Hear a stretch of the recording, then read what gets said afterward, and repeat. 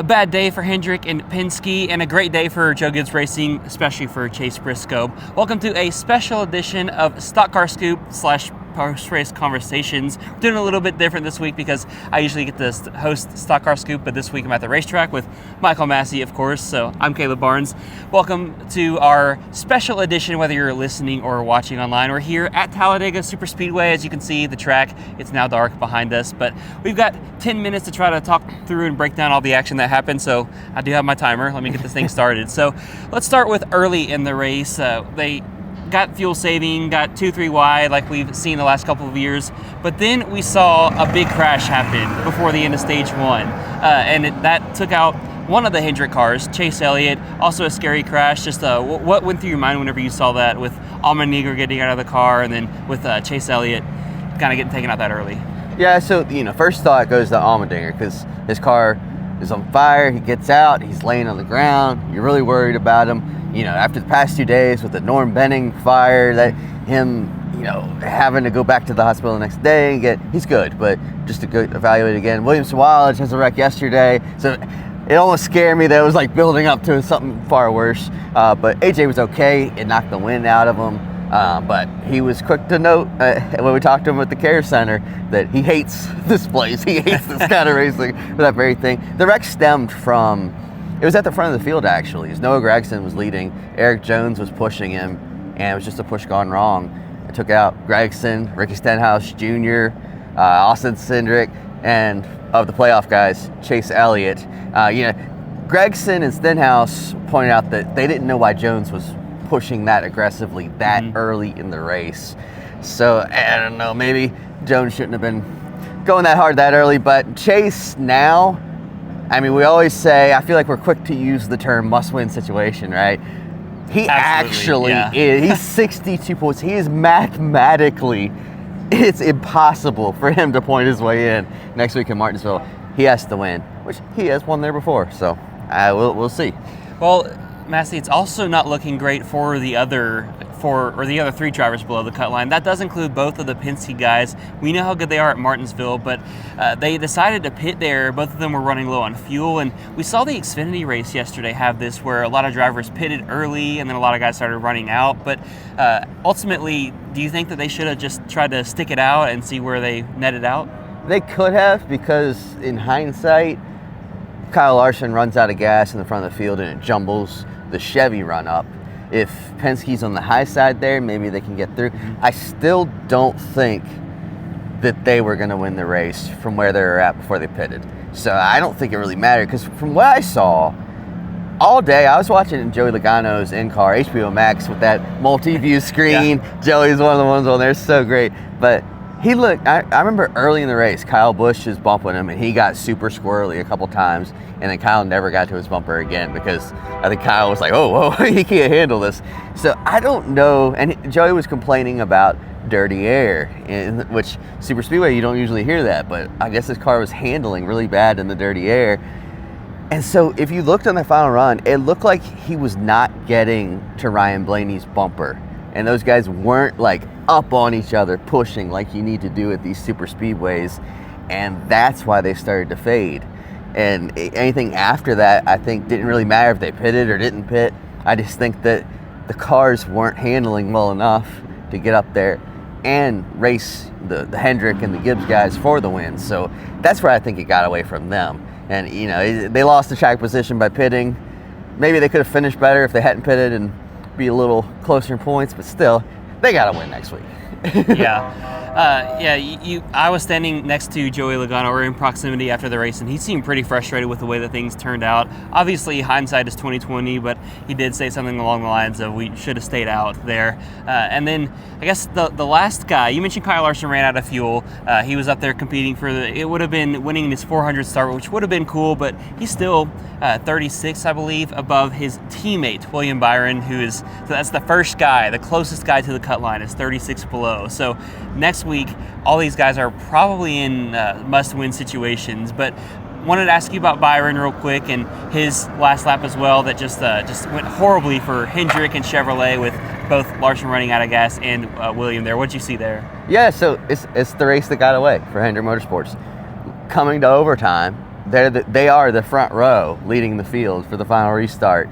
And Larson gets in front of Byron, and you're thinking, okay, they've got control of the race. It's over. Like, one of them is going to win.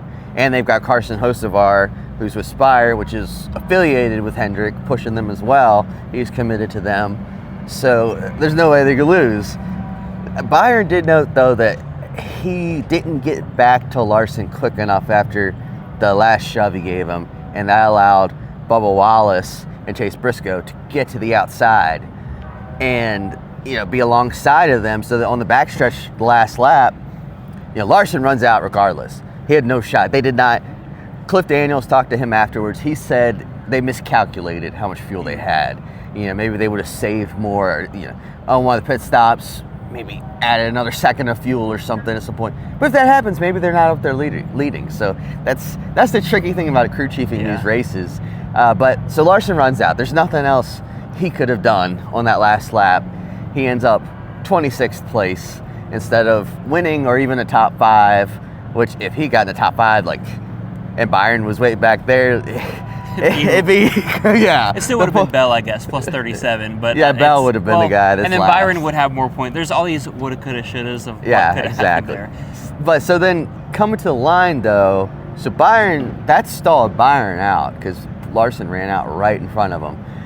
And still, he was going to get like 5th. And then coming to the trial right here, Carson Hocevar got into him. And Byron said someone probably pushed Hocevar into him, which it probably happened. Yeah. But anyways, 24 car goes spinning in this grass right here. Yeah. And instead of 5th place, 25th place. So that's a 20-point swing right there in just a couple hundred feet. So yeah, imagine he could have been, 16 points out entering next week. Instead he's 36. It's a mess for Hendrick. 3 cars in the round of 8. There's a chance none of them could get in. I'd say one probably gets in, but there's a chance that, if a Penske car wins next week and Bell outpoints Larson, Hendrick will be shut out completely. Yeah, my predictions for the championship 4, which my playoff predictions have been off so far, but I'm bringing the heat earlier this week, one of our other podcasts. I think I said 3 Gibbs cars, and I think I said Penske was going to get shut out, but I don't remember. You can go back and listen to that a couple weeks ago. But it all went wrong there, and the worst case scenario is that Chase Briscoe, the guy that was further behind both Bell and Larson, was the guy that ended up winning. So the 2 guys that had the most points still have their point buffer, and then that guy that was probably the easiest bait to kind of get to gets his way in. So Chase Briscoe, though, made those moves late, and I just wanted to ask, what did you think about kind of the finish and what we saw out of Briscoe, both the finish and then just the emotion after the race? Well, I think he was very surprised to win on the Superspeedway. He said he was thrilled to win a stage earlier here. Like, he doesn't look at these tracks as like his strong skill set, but you're with Joe Gibbs Racing. Your car's good everywhere. You can win anywhere now. So I think he was very happy with that. One thing I did want to point out is that a couple weeks ago in New Hampshire, Ty Gibbs got the rap as being a bad teammate for the stuff with Denny Hamlin and Christopher Bell. Today, he pushed Briscoe to the win. And, I don't know if that makes up for the New Hampshire stuff, but it's certainly a good step in the right direction for Ty Gibbs to be a loyal teammate. And he's looking out for the company there. He's helping his grandpa maybe get another championship now. So just a good day for Briscoe and Ty Gibbs, Joe Gibbs Racing as a whole. I'm shocked he won. I really am. But not surprised. I don't know, he's so good, though. You expect him to start to win everywhere now. Yeah. It's weird. It's been a great season for Briscoe, and I think he's going to be really underrated when we go to Phoenix for that championship race. I know a lot of people are looking at Denny, but I think you'll have to keep an eye out for the 19. And then, if the 20 makes it next week, we'll see. But speaking of next week, we're about out of time, I think. But I wanted to ask just real quick, I'll put it simply, do you think we get a new winner, or do you think Larson and Bell just easily coast their way into the championship round? Yeah, I think Briscoe was acting like it. I think you told me Bell was acting like it as well. Like, the general consensus feels like one of those guys are going to win next week. One of those guys below the cut line, whether that's a Logano, a Blaney, Elliott, Byron.